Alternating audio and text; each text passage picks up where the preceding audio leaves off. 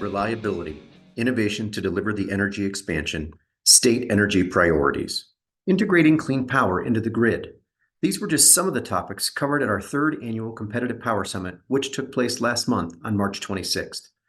Thanks to all of you who made it, it was a fantastic opportunity to see so many people passionate about the critical issues facing our power grid, and we enjoyed the opportunity to bring together experts and leaders in the energy space to share their insights. If you didn't make it on March 26th, or just want to relive the day's discussions, we've got a series of special episodes for you featuring audio from the 4 fireside chats that took place throughout the day.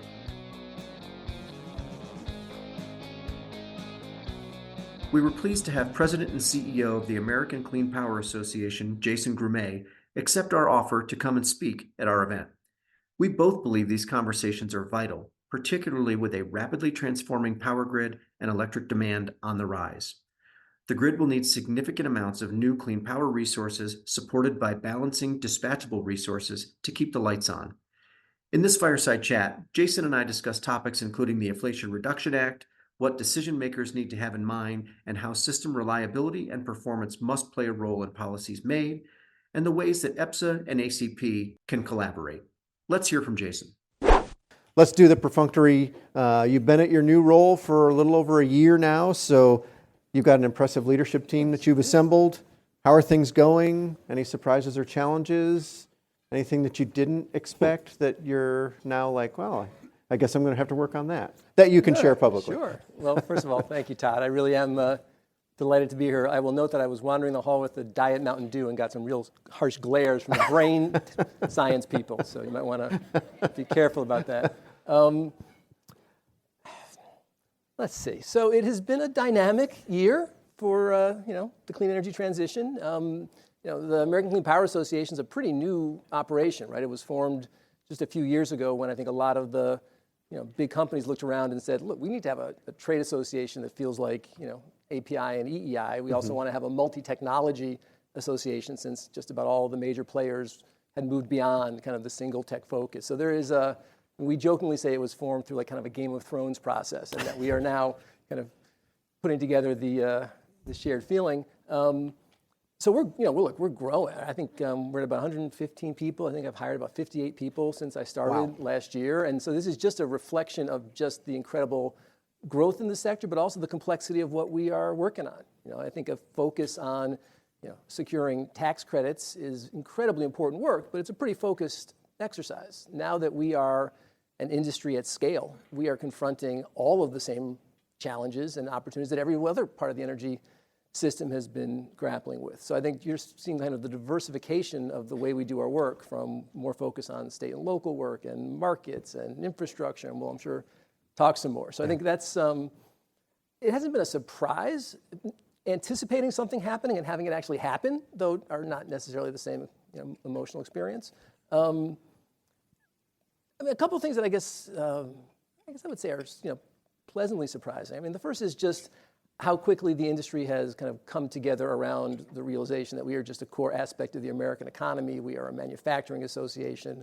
I think we see ourselves as instrumental in a partnership with EPSA and every other association in town. I'm spending a lot of time with my peers in that regard, and there's been, I think, a really serious, we're just past kind of this taxation versus regulate. We're about, innovation and investment are actually pretty broadly accepted premises for American policy. And I think while the IRA process, which we'll talk about, was, let's just say the legislative process had a lot of ugly duckling, but the IRA is maturing into a beautiful swan. There is much more collective recognition and support for the basic effort. So I think that's been encouraging. The thing I would say is surprising at a maybe high level is it's just all about federalism. Right? Like at every place where we feel like we're crashing into a policy issue, at root, it is, I think, vested in the fact that we have an energy regulatory system designed 100 years ago when we used to have things called local power companies. And we now have energy issues that are at least regional. And though the scale and the size and the speed of that process are just crashing into local decision-making processes, which is, in fact, how the nation's been organized, right? Police power in the states, 10th Amendment. This is not to come in and want to bully local communities, but the mismatch between our needs and our decision-making structures comes back almost every day in some conversation. Yeah, we talk about cooperative federalism and try to put the emphasis on cooperative because that's how we're actually going to get something done as opposed to the constant bickering. So this is clearly the section of some nerdy talk about energy, which is what these people are here for. So we're in good company. I know some of them well enough to know that's true. That's right. So there's been a lot of discussion around system reliability, system performance, the discussion this morning with the RTOs and with Jim Robb. There's red lights that are flashing. There are warning signs that are out there. It's broken through into the regular news cycle now, which tells you how important it is. How are you thinking about reliability, resource adequacy, and the role that your organization plays, much like we think about it from our perspective? Because as you and I talked as we were preparing for this, I think we share the responsibility for reliability pretty much equally is not the right term, but we both share part of that solution. So how are you thinking about some of those issues, and how's the organization responding to some of that? We're going to have versions of this question probably for the next 25 minutes. That's right. Well, so first of all, just the absolute shocking expectations of growth in power demand, I think, have shaken the Etch-a-Sketcher, right? I think a lot of folks have been in kind of, trenched positions on, questions around resource adequacy and reliability that now is just kind of blown open. Beyond that, reliability is the number one priority of anybody who works in the energy industry, right? When the power fails, the nation fails, the energy sector fails, all of our associations and members fail. So it's not a nice to have, right? It's an absolute. And without making kind of metaphysical judgments about the most important, we live in the moment, right? Pretty obvious statement, right? So if we have interruptions in power supply, that dominates and interrupts the trajectory of our energy policy goals, right? So it is obviously not in the interest of individuals, nor is it in the interest of the policy debate. And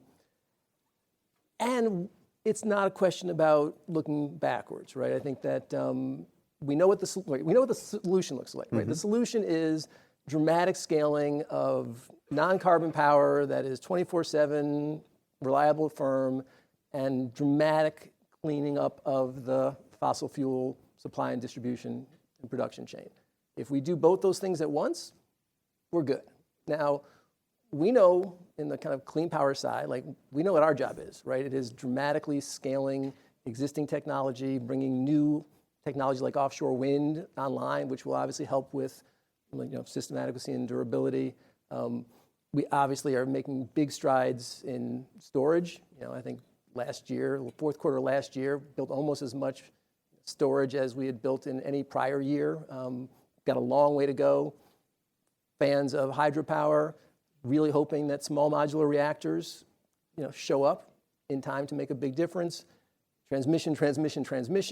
We need to do all of those things in order to have a plausible argument that we're going to be looking at 60, 70, 80% renewable power. I don't want to say you people, but the gas sector is going to have to do just the same, right? I mean, and not in a casual, nice to have way. If we can achieve basically a near zero carbon gas system, natural gas is going to be around forever. And if we can't, it won't. And it's just a question of the pacing of those two things. We cannot replace something with nothing, right? We are going to have clean electrons at a level that is sufficient to power the country in a reliable way. Natural gas is going to continue to play an incredible, essential, it's a little bit kind of, demeaning to say you need to play a supporting role since there's twice as much natural gas on the system as renewable energy. But we're going to see that start to change. It's already starting to change. And the companies who are leading that change, right? The companies that are thinking about what that transition looks like and understanding how natural gas-based systems are going to evolve, not just to deal with things like CCS, but also to engage with new technology options like hydrogen. To the extent that the sector starts really thinking about the economics of, what the declining but essential role of dispatchable power is, I think those who are talking about a larger role for U.S. in terms of production and export of natural gas so that we have a vibrant infrastructure and industry as the capacity factors start. Those are the companies that we're going to be talking to in 20 years. And I think, many of them are in the room. I'm glad you mentioned natural gas, Jason, because that's one of the things that you've been very forward about, your perspective on where the natural gas system is, its importance in ensuring reliability. And there have been a number of folks who've been, let's be diplomatic and say they've been critical of your perspective. You've explained kind of the whys and wherefores, and I think we'd agree on that. The system's changing, the resources are going to be utilized differently, but they're going to be need to kept around. There's going to be technologies deployed. We heard from CPV and GE about carbon capture and some of the technology that's available. Do you want to take a minute to expand on kind of why you view natural gas the way you do? Because the critics have been pretty sharp in their criticism. I don't think they've been especially fair to you in the comments that they've made. But okay, there's just a couple of them. Right.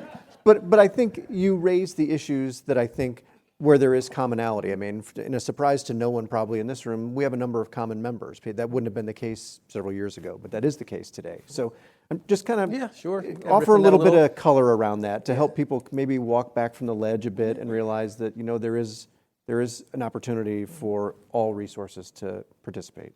And so I think my most oft-repeated statement when I was at the Bipartisan Policy Center was, when you look back at the last 20 years of energy climate policy, it's fair to say that, you know, conservatives have been challenged by science and progressives have been challenged by math.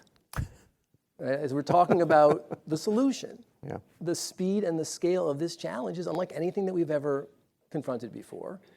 And, you know, I mean, with the idea that we're fighting about, you know, do we want 80 or 90 or 100% non-carbon power at a moment when we have, you know, less than half of that, I think it's just not the right argument. Right? We are moving faster than ever before to deploy clean power.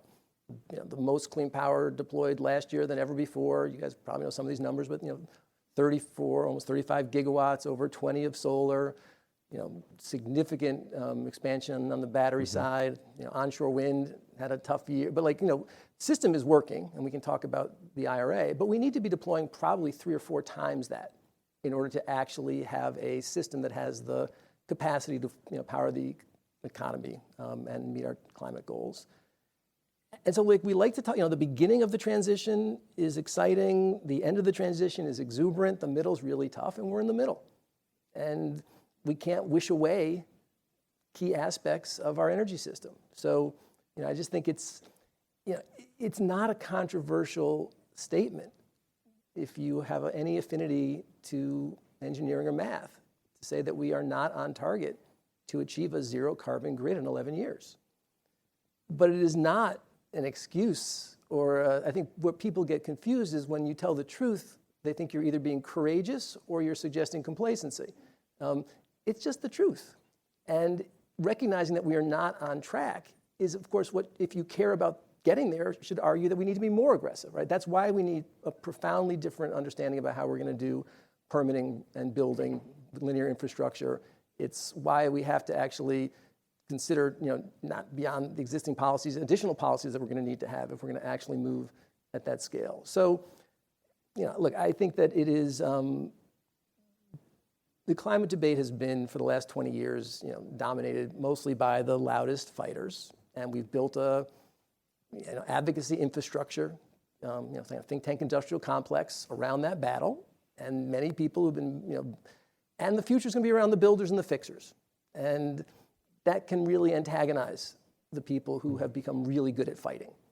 And so I think we're seeing that. And it's a, you know, and yeah, they're occasionally mean to me. That's all right, I'm in good company. So I want to come back to one of the comments that Julie made, because you raised that now. It's just telling the truth. I mean, we have to be honest with the public about the system and when and how, and then the issue of cost is one of the things, and I think if I didn't quote Julie correctly, she'll correct me, but that we've told people it will cost less and less, and yet it seems to cost more and more. And so the quickest way to lose public support is for them not to trust you on the issues that are really important. So as we're experiencing significant turnover and operational differences to the system, and as the RTO panel this morning talked about, the load growth numbers are pretty staggering. I thought I knew what they were. They were actually even larger than what I've been reading, and I think they probably got the best data. And then there's transmission that will need to be built out to go with some of these additional resources to get the supply to the load centers. What are your thoughts about how we keep costs in check, or how do we best mitigate it? We have a pretty clear philosophy here. We think shifting it off of ratepayers and onto shareholders and investors is the best way to do that. But kind of how do you and your organization think about it, and how are you trying to implement some of that? And that'll, of course, lead us into some IRA discussion. But I just kind of want to set that up to how are you thinking about affordability issues? So, we all have the same affordable, reliable, clean, secure, clean, affordable, reliable, secure. Like, a little bit of like kind of like a Rorschach test, like what order you put those in terms of what industry you're representing at the moment. I think that we know how this goes, right? Like when it comes to secure, that's, renewable sector, natural gas. I mean, everyone's pretty well, like good news. We are domestic energy suppliers. That's frankly the easiest of the four in the narrow terms.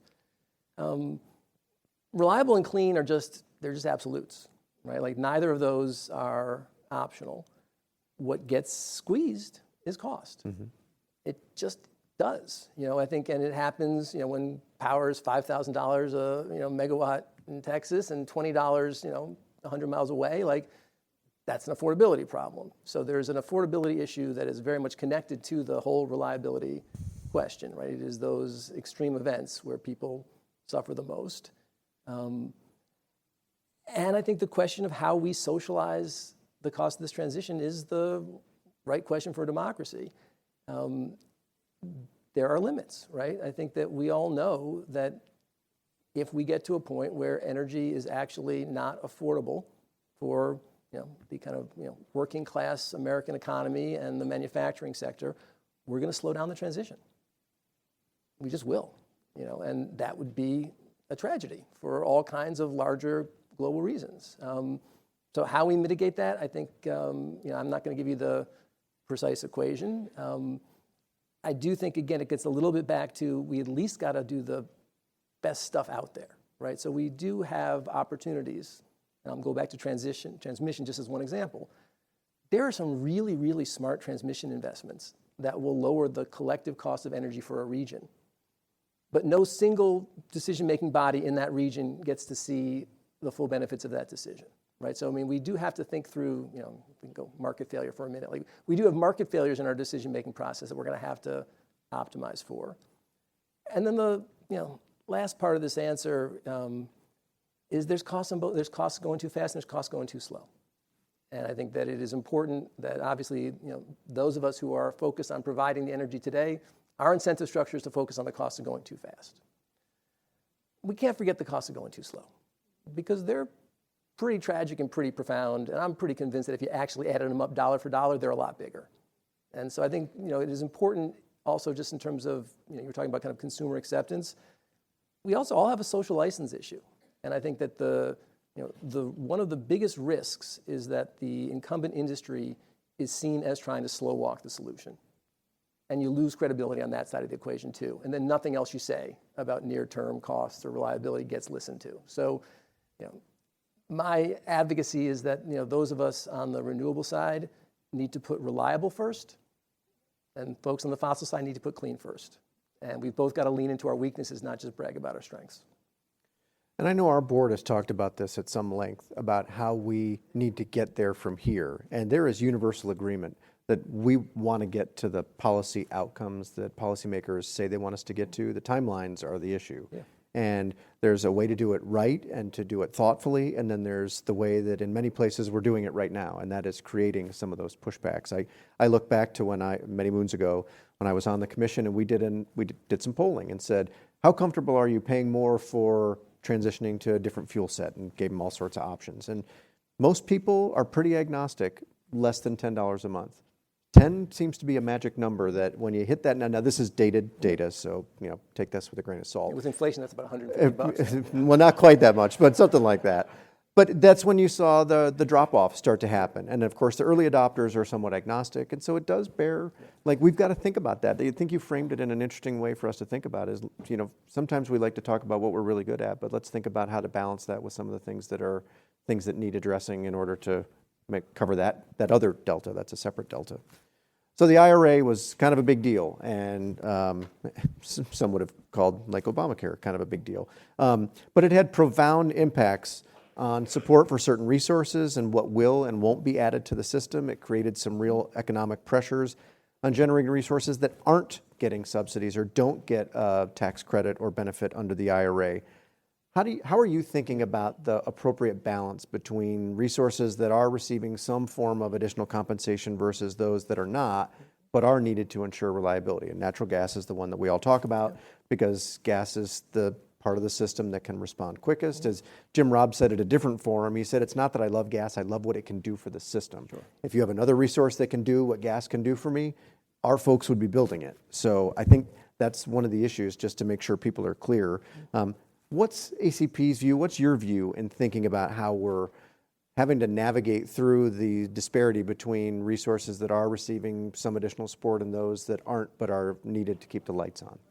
As you said, this comes back to that reliability question. I mean, that's critically important. So, the focus of the IRA incentives were to accelerate the transition to low carbon power, right? I mean, if you were going to say what was the overarching purpose of that legislation, it's working, right? I mean, I think at least, we can talk about whether the goals were, broad enough, but against that goal, we have seen this idea of a stable, tax incentive environment inspiring private investment to be working very well. We've had about almost $500 billion of announced private sector investment just in the last 17, 18 months.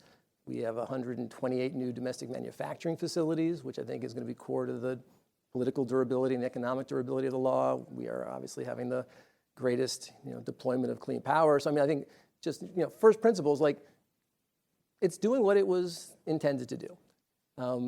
I also think the reason it passed was because the Congress actually had a pretty broad imagination of the energy system. While the process itself was incredibly toxic politically, right? You don't get a more alienating process than the reconciliation process, and every party thinks they get to use it once or twice when they win an election.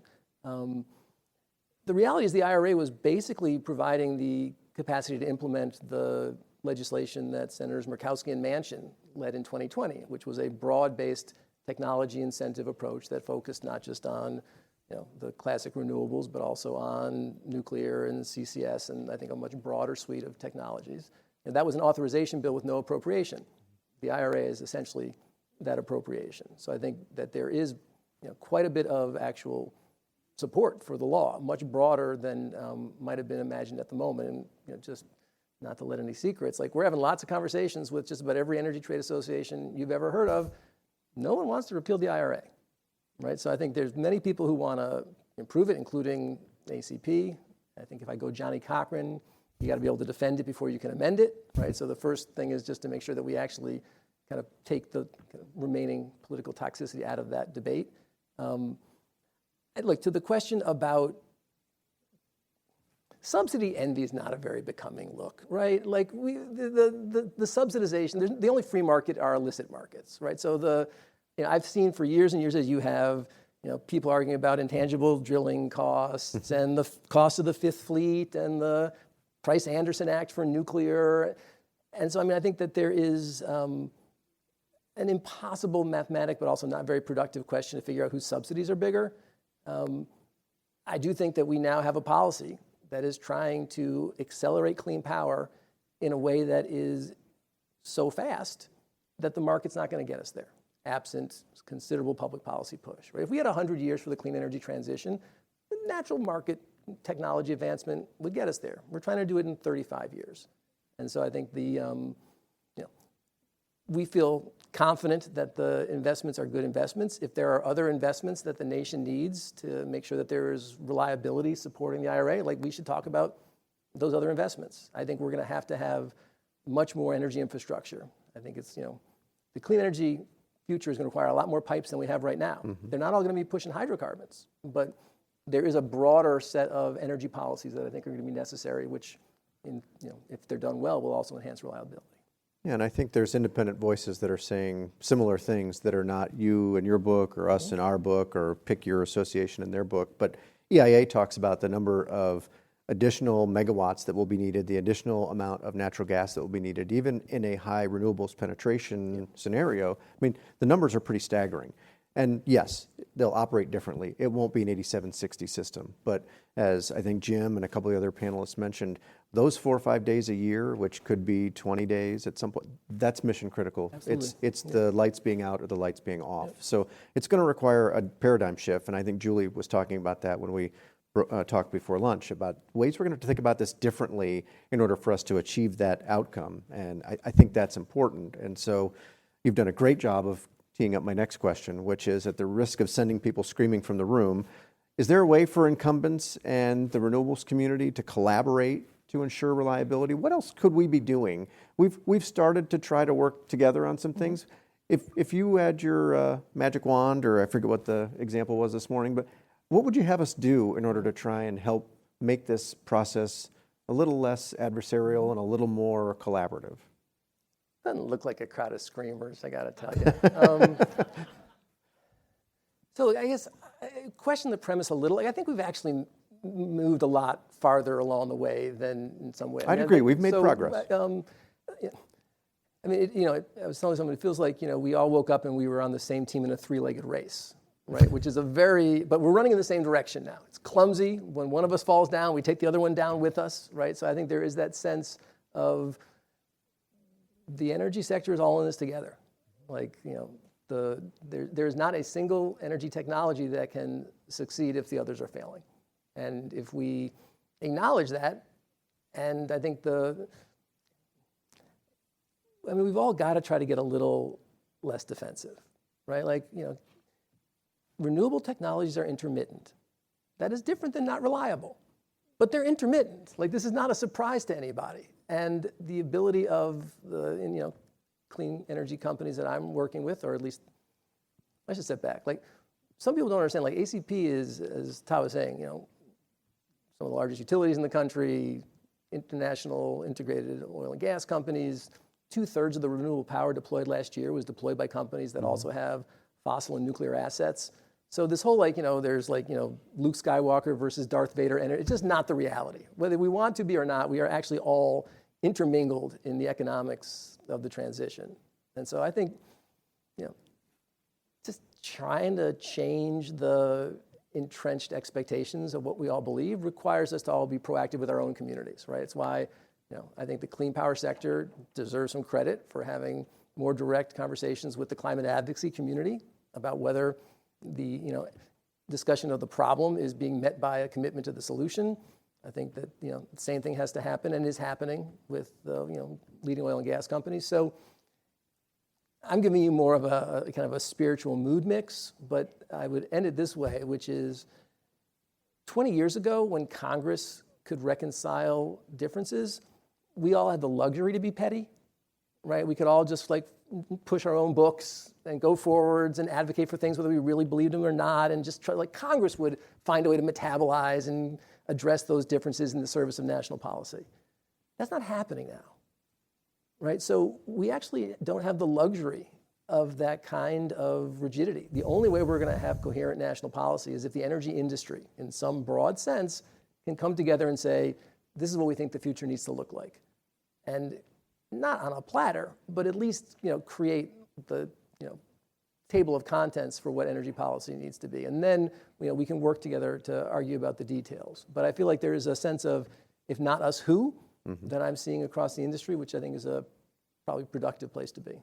Yeah, I couldn't agree with that more. I don't have the greatest confidence that the Congress is able to do what they used to do and pass legislation that would be effective. So, do you want to talk permitting and siting? We didn't talk about this ahead of time, but boy, it feels like it's ripe for discussion given all the other things that we're talking about. Yeah, my favorite blues singer, Howlin' Wolf, has a song, "I'm built for comfort, baby, I ain't built for speed." Pretty good description of the U.S. approach to, imagining the future.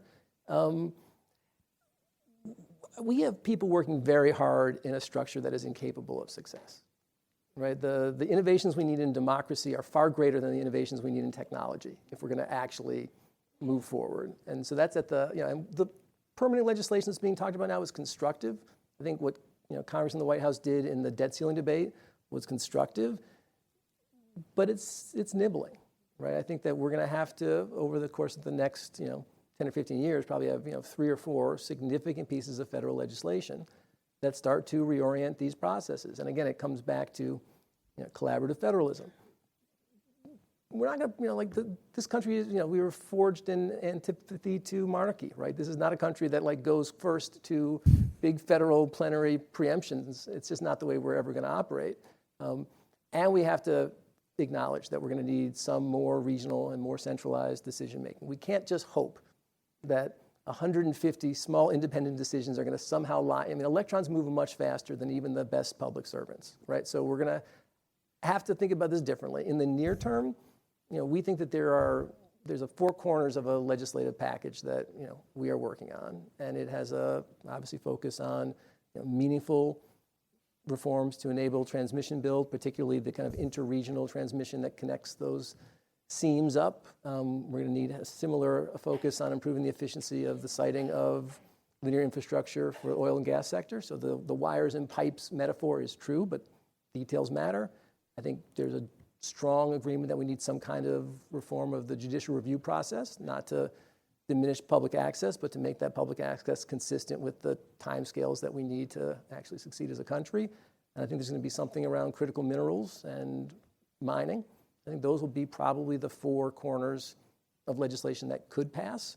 The last thing I will note, though, going back to this idea of why the energy industry has to come forward, there's no committee in Congress that has the jurisdiction that is broad enough to put that deal together. Right. People misunderstand how important congressional jurisdiction is, especially when you're trying to do contentious political deals. So we're going to need one of those gangs. It is worth noting that when members of Congress decide they want to work together, they call themselves a gang, right? It's give you a little bit of a sense of the violence in the process. But so I think, if we can come together as an industry and lay out that framework, that will then give them the capacity, I think, to pull the folks together who have a chance of moving it forward. We're thinking about, the first 9 months of 2025, but I feel like we have to kind of lay down the outlines of what that looks like now to have a shot at hitting that window. Yeah, I think that the Jets and the Sharks is a good analogy. And I used to work for a governor that often said, you have to plow the field before you think you're going to get some outcome. And we would share that assessment that you can't just walk in and expect that people are going to take up your issue immediately if they don't understand the whys and the wherefores. So Jason, we are out of time, but thank you very much for being willing to come and chat with us and for your candid comments and really a great discussion around what sounds like an awful lot more in common than maybe the average outsider would think that there is, because I think we agree that we share responsibility for reliability and we both want to get it right, as do our organizations. So thank you very much for that. Appreciate it.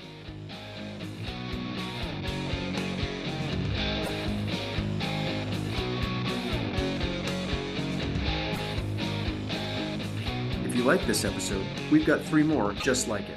Be sure to head to the podcast page at www.epsa.org to find the other special episodes featuring the 2024 Competitive Power Summit Fireside Chats. Plus, get more content, including video and other updates from the event. As always, subscribe to this podcast for more in-depth interviews with leading voices in energy today. Thanks for listening to Energy Solutions. If you like this episode, please share it on social media with your coworkers, friends, and family. You can also connect with us on X at EPSA News, on LinkedIn, and on Threads at Electric Power Supply. And subscribe, follow, leave a rating, comment on Spotify, Apple Podcasts, Pandora, Google, or wherever you listen to podcasts.